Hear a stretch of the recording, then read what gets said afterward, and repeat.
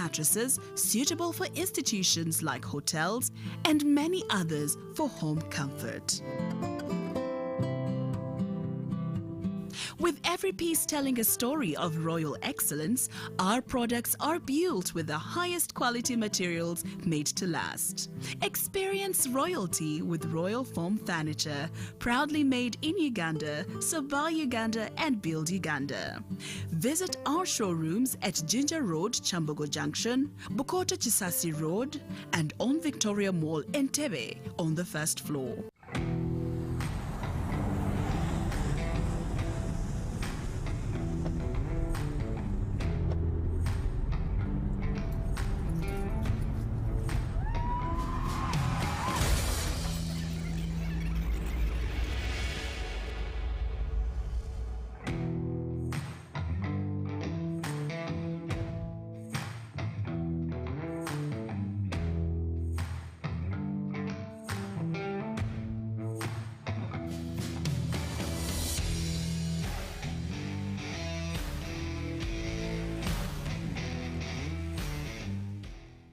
At UNOC, we believe in safety.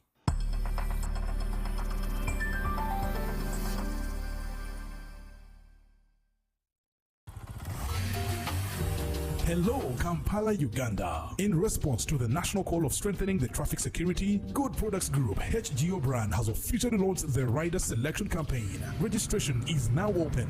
Visit www.riders.hgo.com. Complete your registration now for a chance to win exciting prizes including motorcycles, exclusive HGO gift boxes, and official rider vests, all while promoting safe riding awareness. This is how to participate. Pay the registration fee, invite 3 friends to form a team of 4, and your registration fee will instantly be refunded. Begin your journey of honor today. Don't miss this opportunity. Join the challenge, promote road safety, and become a pioneer rider. For details, visit the official Good Products website at www.hgo.com or call toll-free 0800-335-555 or visit our offices at Kingdom Kampala 3rd floor to register now and win prizes worth millions. Musumba Ezekiel okuva Kenya, musajja wa Katonda, Mukama amukozesa mujje mu crusade egenda okubeera ekirombe, manye obulamu bwammwe tebugenda kusigala kyekimu. Uganda, are you ready for the biggest revival explosion? New Representant Church presents a revival hearing crusade by pastor and an international evangelist, Ezekiel from Kenya. Shine, shine, shine. You shine and you shine. And just in the name of Jesus. It will be held from 13th to 17th August 2025 at Zambia Chirombe Grounds, Kampala. Time 8 a.m. Come and take your miracle. Mwenna abantu b'ekirombe, mwenna abali awo mujje mu lukuŋŋaana. The Lord will seriously bless you. All you are welcome.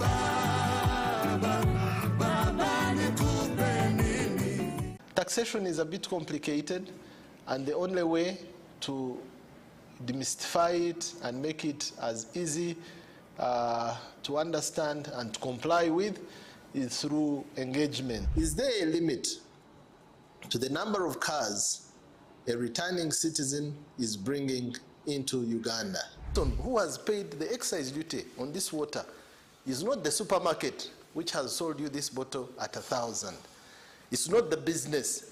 It is the man who is going to drink this water. We strongly believe that it will only be through such constructive engagement that we'll be able to broaden our tax base and build our country together. Buza Commissioner. Now you can get direct answers. Send your tax-related questions via WhatsApp or SMS to 0790-141-887, and the Commissioner General of URA, John Musinguzi, will personally address them. Tune in to UBC News Tonight every Monday and Wednesday for expert insights and clear explanations. Buza Commissioner. Live from UBC Studios in Kampala, this is Good Morning Uganda Extra.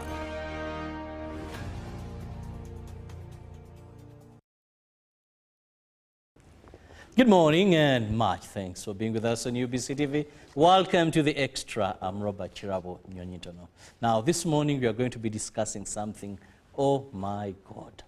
Something that when you mention about it, everyone broadens their eyes, their ears, they want to hear. I'm going to be talking about gold.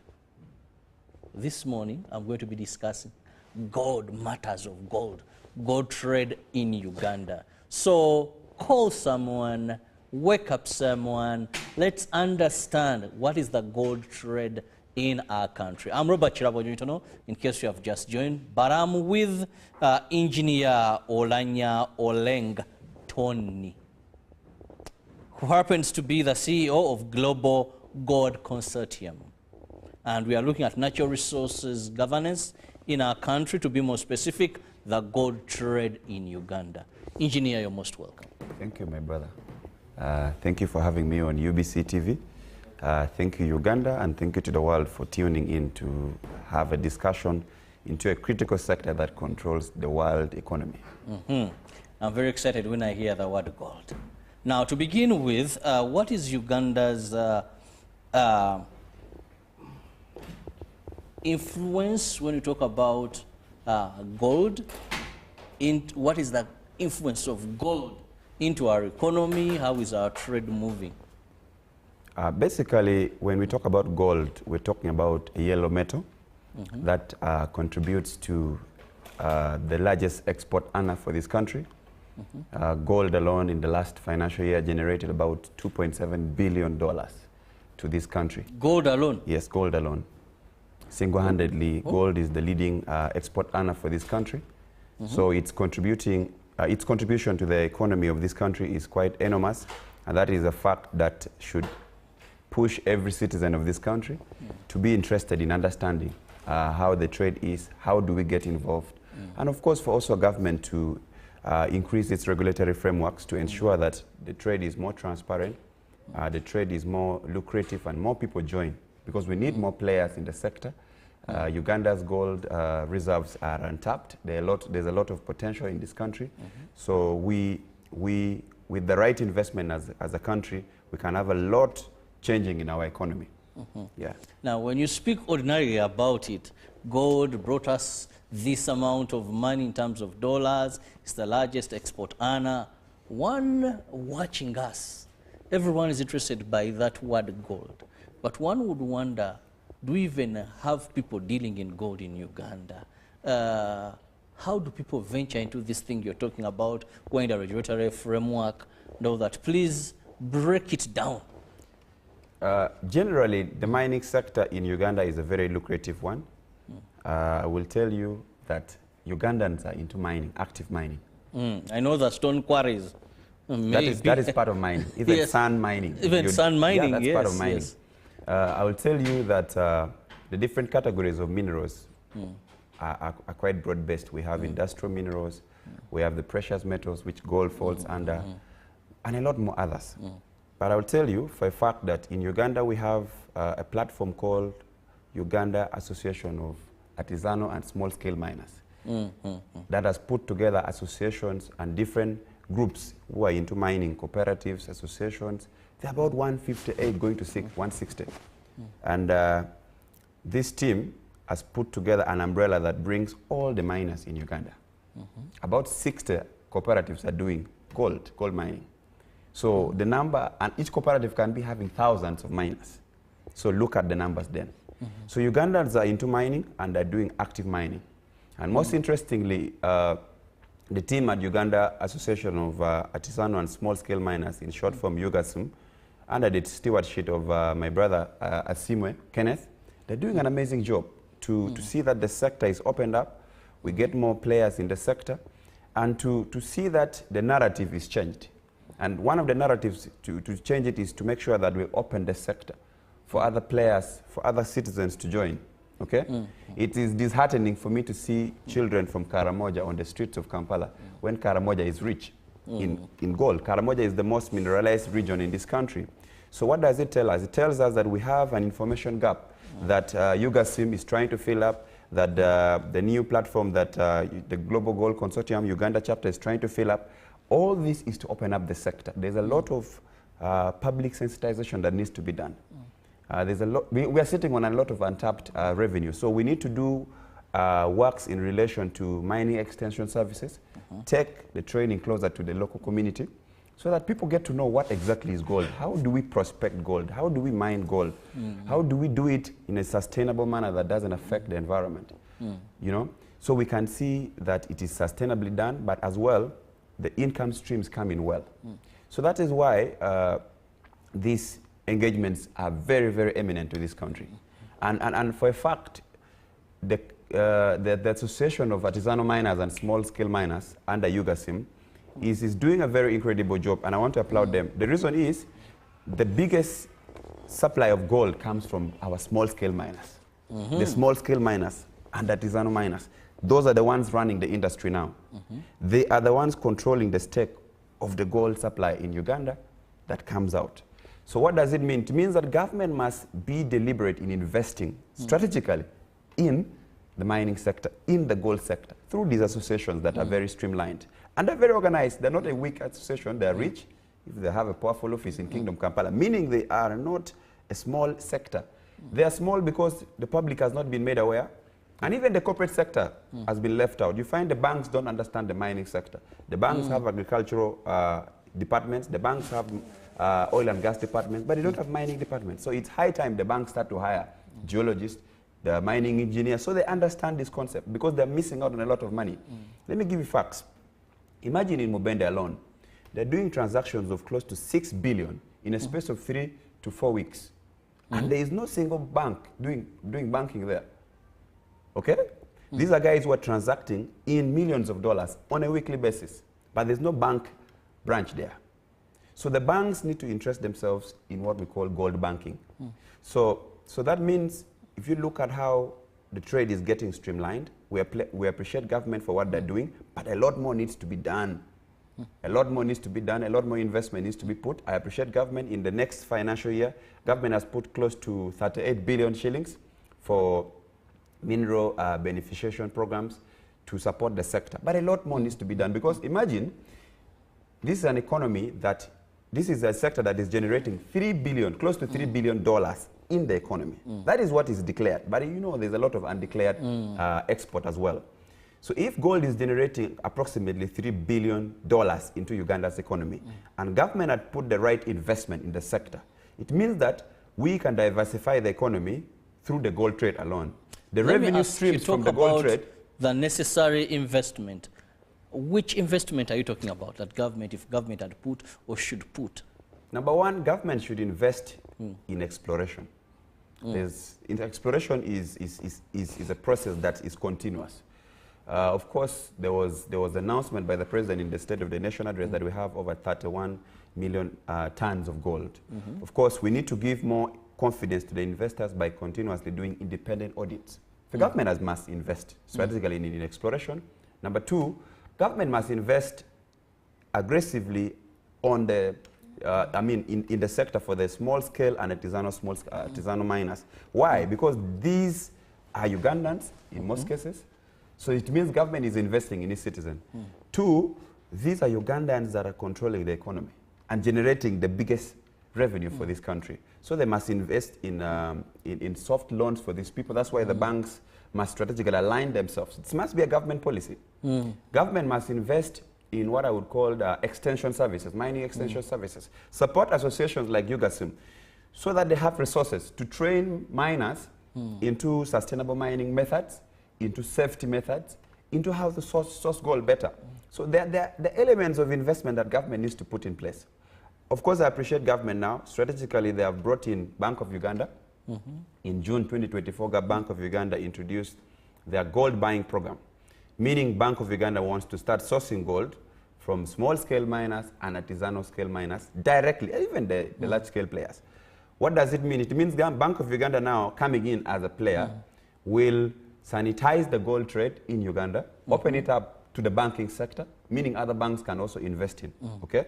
Of course, the bank is trying to understand and strategically align itself into the geopolitical situations, the risks that you see tariffs coming in from the USA. So the volatility of the the currency. So they're trying to manage devaluation of our currency through gold. You know, gold is a product that has been standing the test of time, has stood the test of time over time. There's liquidity. Anytime I can wake up with my 1 kilo of gold and sell it and have 100,000 US dollars, about 360 million from 1 kilo. So it means that it is real value. What we have as money or as paper notes is just basically credit. The real money is gold. The rest is credit. That's what we say in the gold trade. So the government must continue to align itself strategically. If you look at how other sectors or other governments in Africa have aligned themselves. Tanzania is now the 4th biggest gold exporter from Africa. The first one is Ghana. Ghana has even introduced frameworks like the Gold Board, a specific unit within government, like within Ministry of Energy and Mineral Development. They have a specific department that is strictly aligned with gold trade, the Gold Board. Number one, they're helping to curb illicit trade. Number two, they're helping to see that the reserves within government is properly streamlined and to help the already existing government frameworks to have a proper realignment with the sector. So I feel that government knows this, but they're not doing enough to support sectors or ministries like Ministry of Energy and Mineral Development needs to be emboldened by having a strong funding mechanism. Okay? The Department of Geological Survey and Mines needs to be given more funds so that this government starts to align itself properly and to know that this is a sector worth investing in. Okay? Financial Intelligence Authority needs to be emboldened. The Mineral Police needs to be emboldened so that they curb the illicit trade. Because we lose a lot of revenues as government, a lot of funds as government in undeclared export and in illicit trade. So basically, there's a lot that government needs to do. There's already a good step in the right direction. Currently, we have the Uganda National Mining Association, Uganda National Mining Company. Government now has a company that is being as engaged in mining. The new company has already gotten a stake in the new revamped Kilembe mines, meaning even when Bank of Uganda comes to buy gold, they will not come to buy by themselves. I don't think the Bank of Uganda governor and his team have the capacity to do that, technical capacity. They have the funds, but we wouldn't want to hear a story that Bank of Uganda has been scammed. So I think they've aligned themselves properly with the National Mining Company to be the one involved in the buying of the gold because they have the technical expertise to buy the gold. So my brother, I will tell you for a fact, gold as a sector needs to be opened up. The first important thing is we need to open it up. This kind of conversations that we're having today needs to be frequent. People need to be told that the gold trade is a very legit business, is a legit trade to do. The problem is the mafias in the trade have tried to close it up. Okay? There's a PR mechanism. There's a whole PR campaign to make you feel like it's controlled by a few groups, a few sectors. But I've told you, the gold trade is run by the local artisanal miners in the village. Okay? So, but when you come to Kampala, everyone fears the trade because they look at it as a bad thing. And many believe there is even intention to leave the local artisans and concentrate on these big companies. I want to agree with that notion because we've seen so many entities lose, so many local miners lose their land, their gold, their discovered gold. It is on rare occasion that international multinational companies come and discover gold by themselves. You know what they do? They wait for these artisanal miners to do the prospecting for them and start mining. Then they go to buy the land. But I want to appreciate two entities. Number one, I want to appreciate the Yugasim. I want to appreciate Planet Gold because they've done extensively as an NGO in trying to support our local communities to have the cooperatives in place, train them so that they have a legal backing. Because when you see what happened in Busia, when Wagagai came and took over land from people, this gold was discovered by the local people. But Wagagai is now having the biggest gold mining operation. So we need to protect our indigenous community. How do you organize them so that they can suit for the support? They are not seen as an illicit trade. You know, how do we formalize? I think that is the right word. How do we formalize these groups so they have a voice? You know, because when you want to do business with government, government wants organized people. Yeah, sure. You know, not just people landing somewhere and saying there is gold here. Then by the end of the month, you have 1,000 people there. There are no toilets. There is a lot of a boom of influx of people. The entire setting of the community is disorganized. They ferry in women then as prostitutes to keep. This one is cooking, ramshackle, funny structures around, you know. My brother, I will tell you that the mineral trade is getting streamlined every day. And I want to appreciate the team at the ministry. You know, our Ministry of Energy and Mineral Development is being led both at the technical and political wing by eminent women. The two ministers are women. The permanent secretary, Engineer Irene Batebe, very brilliant lady. She's doing an amazing job there. But I will tell you for a fact that they pushed in for the Mineral and Mining Act of 2022, and they kept on amending. And currently we have the regulations, the mining, the artisanal and small-scale mining regulation, which was the only delaying gap to enforce the Mining Act. It is in place now. Now we have proper structures on how the licensing is done, how artisanals are supposed to conduct business. And that's why we have associations like Uganda Artisanal and Small-Scale Miners Association, UGASUM, that brings on board over 160 cooperatives or mining cooperatives. What does it mean? The sector itself is streamlined. They're not waiting for government. They're organizing themselves. I have told you this sector is big. The artisanals are very organized, and they've even given it a challenge. They've told the banks that if you cannot come to help us, we are going to open our own bank. The artisanals in Uganda are challenging. They even have the money and capacity to open their own commercial bank for gold banking. Because when they go to open bank accounts, they're challenged. Banks fear to open an account if you tell them you're doing gold, you're mining gold.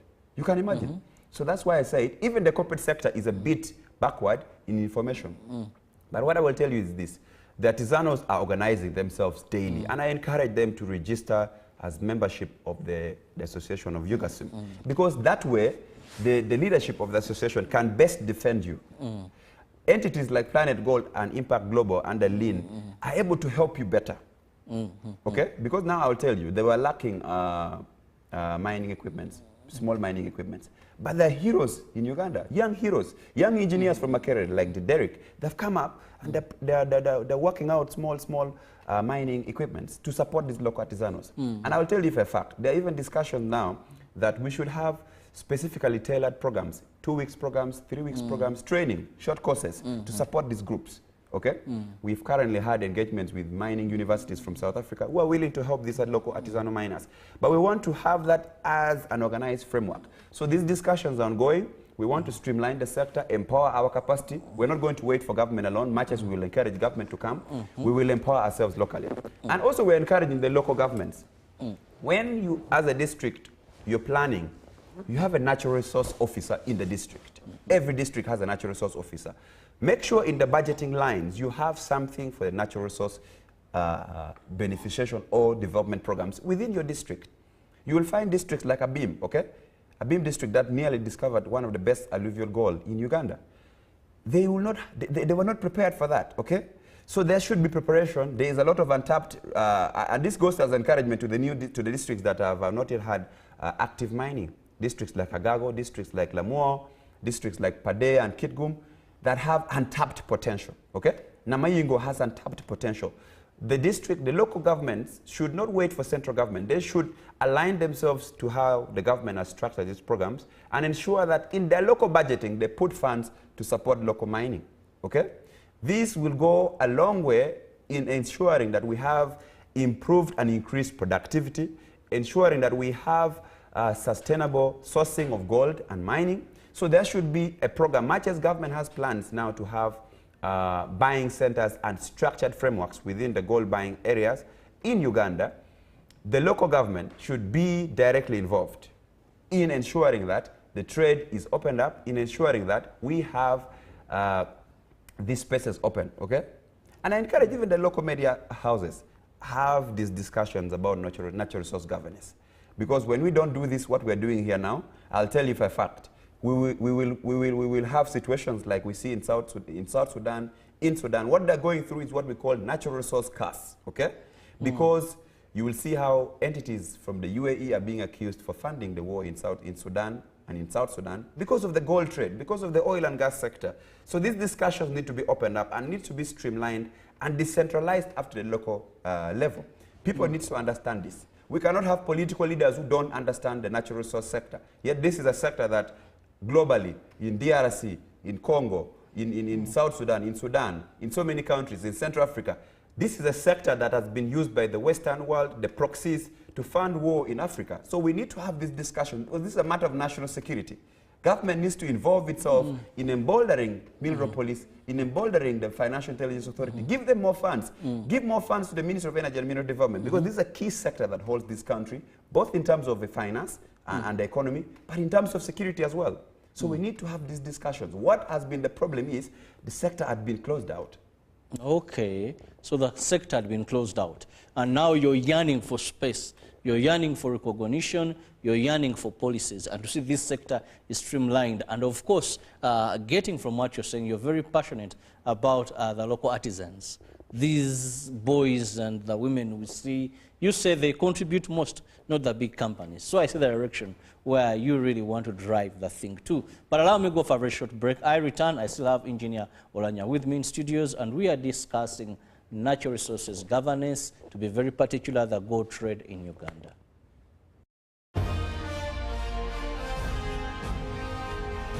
Live from UBC Studios in Kampala, this is Good Morning Uganda Extra.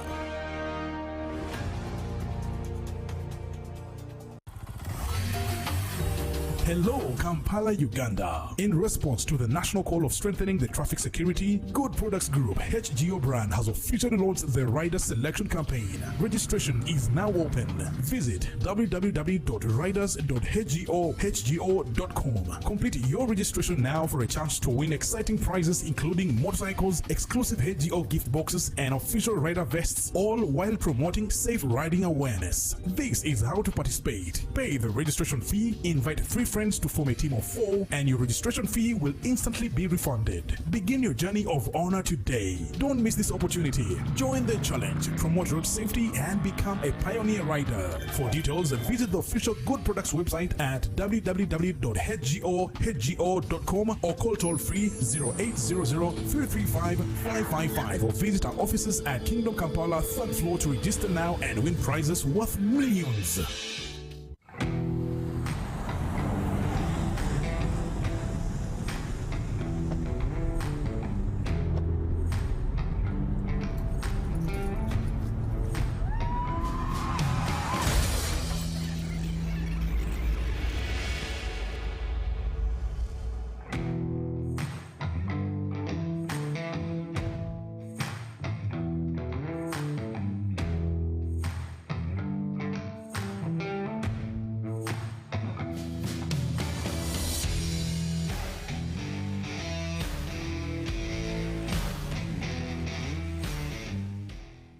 At UNOC, we believe in safety.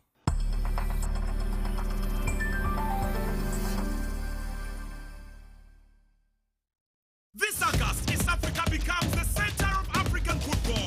CHAN 2024 is here, and it's bigger than ever. 3 proud nations, Kenya, Tanzania, and Uganda, united by football, passion, and power. From the first whistle to the final roar, 35 thrilling matches, live only on UBC TV and radio stations. Wherever you are in Uganda, from the city to the village, UBC brings CHAN 2024 to your screen and your radio. August 2nd to August 30th, it's football like never before. 1 tournament, 1 region, 1 heartbeat. CHAN 2024, live on UBC. Feel the game, live the glory.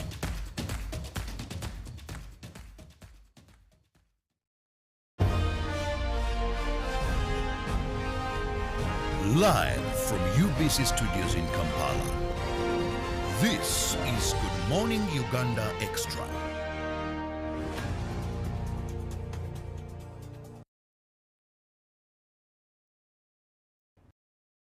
Thank you for being with us on UBC TV. We are still looking at natural resource governance in Uganda and the gold trade in Uganda. And I'm still with my guest engineer, Olanya Oleng Tony, who is the CEO of Global Gold Consortium. Now, this also brings me, engineer, to, you know, I was so passionate about gold, but this Global Consortium, where you're the CEO, what exactly do you do? Having seen the gap, having noted the gap in funding on the government side to support the PRR desk in the Ministry of Energy and Mineral Development, supporting Financial Intelligence Authority, and even within the police mineral protection unit, we felt as private players that it was necessary to create a platform in liaison with the World Gold Council and other stakeholders globally to create a platform that allows us as private players to clean up the sector internally. So we created this platform, and there are so many other chapters opening up in Kenya. In India, we already have establishment, because India is actually a big actually the gold trade in Uganda is controlled by Indians. So we put up the platform as a membership paid entity for investment platform, so that investors and players in the trade have a pool where we share information, a pool where we advocate for better policy reforms. It's basically an advocacy platform. So we see how to open up the sector. Our major focus now is to open up the sector to ensure that we have sustainable and transparent sourcing of gold, to see that we have traceability of gold. Within the gold consortium, we're having engineers that are building up using blockchain technology to build gold traceability, because we need to have traceability right from the mines up to Kampala and out, proceeds out. So we know how to track the gold, because we've seen entities like ICGLR failing. So we want to help. We want to make an impact, because we've seen the gaps. We also want to work with entities like the extractive industry transparency initiative that sits in Ministry of Finance, to see that we help them in opening up the sector. Ours is about opening up the sector and having this kind of conversation. So as a platform, we seek to do more, and I think next year we will be doing the Global Gold Summit in Kampala. So expect all the gold traders and players globally to be coming to Kampala for a conversation into the gold sector. Because Uganda now, globally, is looked at, and every day investors are flying in because of the president's announcement that we have over 30 million tons of gold. Of course, there still needs to be more work to be done in exploration, so that we give more confidence to the investors, but also protect the investors, because when they come in, they're putting in money in our economy. That's why I was talking about FIA coming in, the mineral police coming in, to protect the investment. I want to appreciate Colonel Edith Nakalema. Nakalema has tried her best with her team at State House Investors Protection Unit. Every day, they're available for calls to support investors. But we need to give them more funds, give them more technical capacity, so they understand this and do better. So that's what we're trying to do as a consortium, to see that the sector is given this kind of light. Why do we see that, much as we're talking about gold contributing so much to our economy in terms of exports and all that, but if there is anything that people are fleeced, are conned, robbed, this becomes a dangerous business. Many investors come here, and the next thing they are running to us how they have been conned of their money, then they are hunted here. What is not coming out right? It seems this is one of the areas that if you want to invest, you may not risk to put in your money, because you don't know who is right, who is wrong. You know, even when they have robbed you of what belongs to you, where to run to, then you hear there are big people in it. It is a sector that is very messy, I must say. Let's start from here. Let's start from de-risking the gold trade, de-risking the mineral trade, de-risking the natural resource wealth. What does it mean? It means that there should be more constant engagement, like we are doing now. We must open the sector through the media. Number two, Bank of Uganda has come on board to source and buy gold from the local artisanal miners, okay, and the small-scale miners. That is one good step in the right direction, because now the central bank has come to embolden its reserve, but as well give it a good face. Number three, we need to have proper information structuring, both at the Uganda Investment Authority, with the one-stop center. We're going to have conversations with them, because they seem to also lack some technical capacity in that regard. We need to have support in terms of budgeting angles. You see, Parliament in this Natural Resource Committee needs to make sure in the budgeting framework they put funds, okay, for the Ministry of Energy and Mineral Development, put funds that can support the mineral police, the Financial Intelligence Authority, support these entities, because this sector is quite crucial. So we should not miss right from the funding and the budget allocation. Government must put funds to support the local artisanals. But then most importantly, we need to have entities like the ministry have an emboldened and a very well structured PR desk that gives clear information to investors. Much as there is also Ministry of Investment under our good sister, Honorable Evelyn Nanita, and the Uganda Investment Authority as a clear entity to support these sectors. We don't have clear information. There are information gaps. I want to appreciate the team at Government Information Center. They've tried to put some information, though still sketchy. We need more information. We need more information, and I will tell you for a fact, investors fly into Uganda every day. Every day there are investors flying into Uganda with millions of dollars.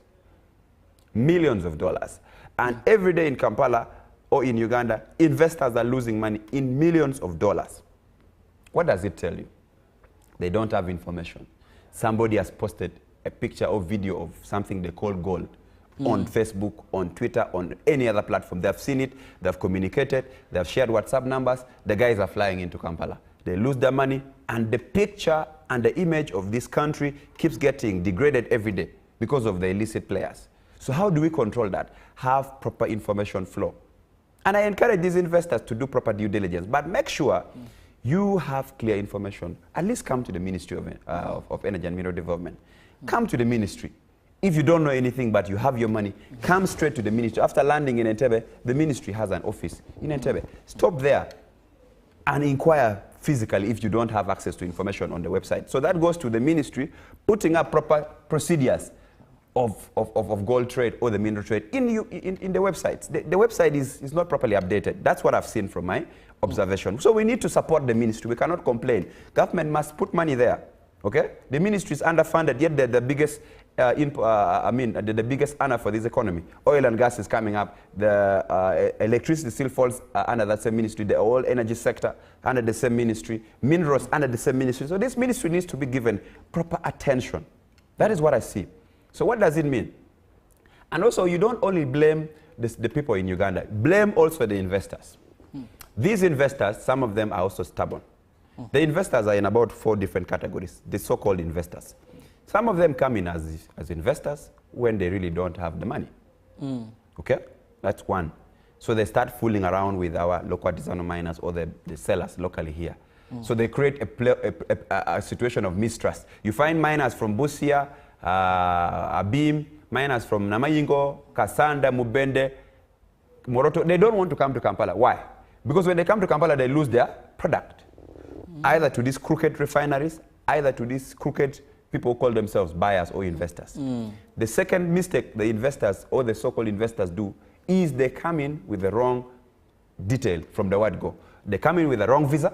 They come in with a tourism visa, which tourism visa does not allow them to do business. That is the first mistake they make. They come in here, they don't have any structure completely. Very unfortunate that our legal fraternity that is supposed to step in there to help them structure their companies, put them in place, have also been involved in a lot of these Some don't want to deal as companies. The lawyers have also been involved. They tell you there is a Muzungu who is buying gold. I'll tell you, the law fraternity needs to check itself. They're one of the biggest scam rackets. You find a law firm that is fully established.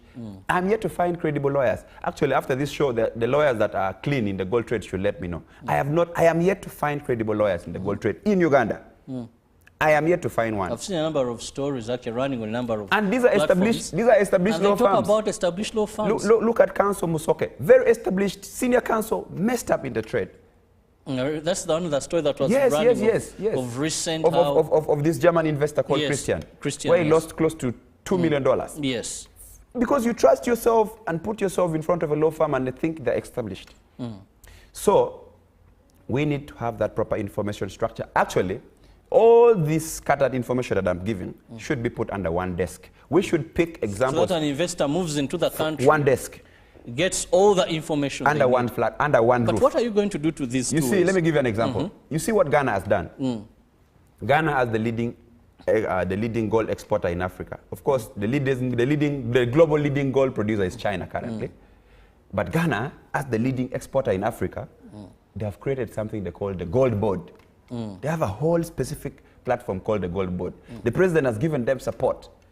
Flag any illicit trade, report anything, whistleblower, you're paid money off the same thing that has been confiscated. So people in Ghana are very cautious now. The trade is not controlled by mafias. So this government needs to be involved. You've talked about big people being involved in this gold trade. You know, I cannot confirm that fully, but you know, last week, the Chris Majezi, Colonel Chris Majezi, released a statement saying they've arrested a gentleman who impersonates and puts himself as a general in the army called General Issa. So there are those crooked players trying to use the names of generals, players here. I believe we fairly have a good and clean UPDF, much as the bad apples. But at least the majority of the people are just using the names of these generals and big people in this government. And these big people in this government, including generals and these big players, need to clear their name so that we give trust to the investors that when I come in, a general will not scam me. A general will instead protect me as an officer of the law. So I think there are other informations that are true, others are false. But the sector runs on propaganda that controls, because you know when I have information, I can control public opinion. So there's what they've thrown to the public that needs to be cleaned. Okay? So what I can say is, if we have a structure like what Ghana has, the Gold Board, here we may not specifically put it as a Gold Board, but we can have even a desk within the geological the Department of Geological Survey and Mines that specifically concentrates and works on gold. We have proper streamlined buying centers. We have a structured digital tracking system. Could be even the blockchain technology that we're putting in for gold tracking as the Global Gold Consortium. We have a structured system. We have a structured buying price that now Bank of Uganda is coming on board. We have to streamline these things so that our local miners, the women, the heroes who are bringing gold to facilitate this economy, the local rural woman there who is doing the gold trading, he's given the leverage to have a better life. Let me tell you, these local miners are conned, they are frustrated, they are manipulated by these middlemen. So we need to cut the middlemanship. We need to cut it off so that they can get something. You wonder why I made a statement that Karamoja is rich but poor.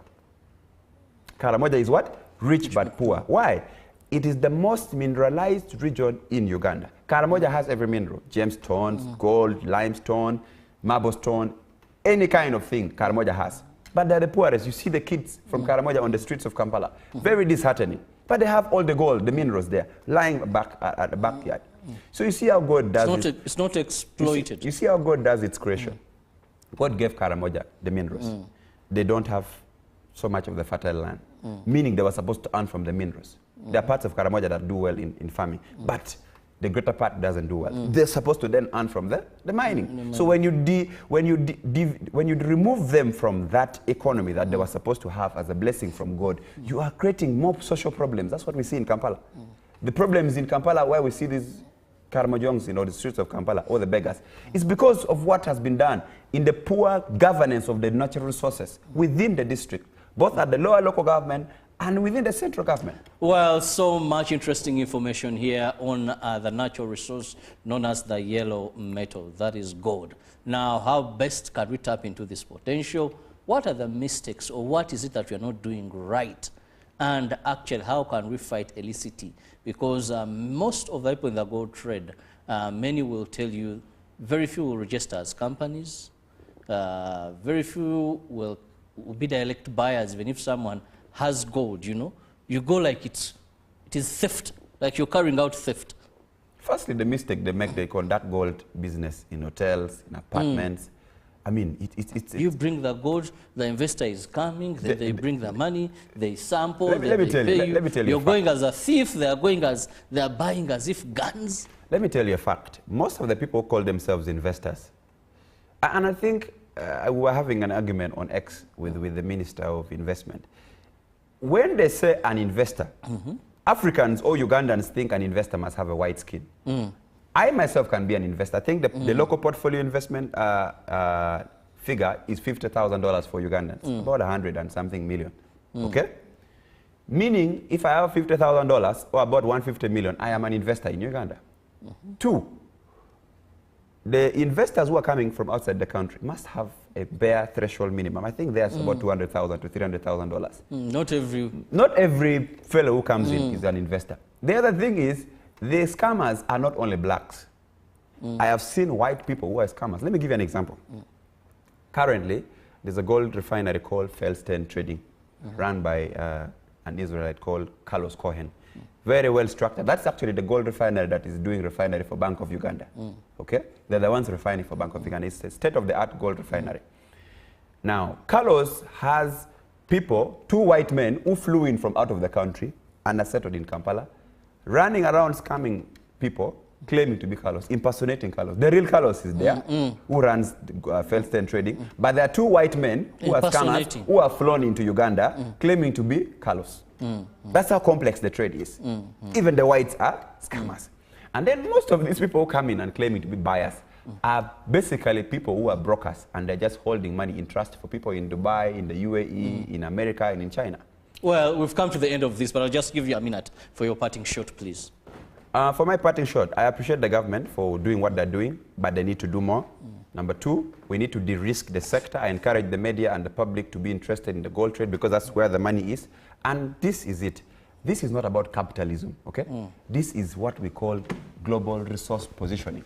Gold is the real value for money. The rest is credit. And it is just not a commodity. It's about monetary sovereignty. So if government wants to have monetary sovereignty, control of its currency devaluation risk, invest in the gold sector. Let us open up the sector, and we can have a better Uganda. We can then diversify the economy. The money that we make from the gold trade, we channel it to agriculture, channel it to the other sectors that can transform this country's economy. Thank you. Thank you so much. May you have the best of your day. Please interest yourself to have more information, and also government. We have the information gap. Let's ensure all is put in place so that we do not have the challenges we are facing today. See you tomorrow, God willing.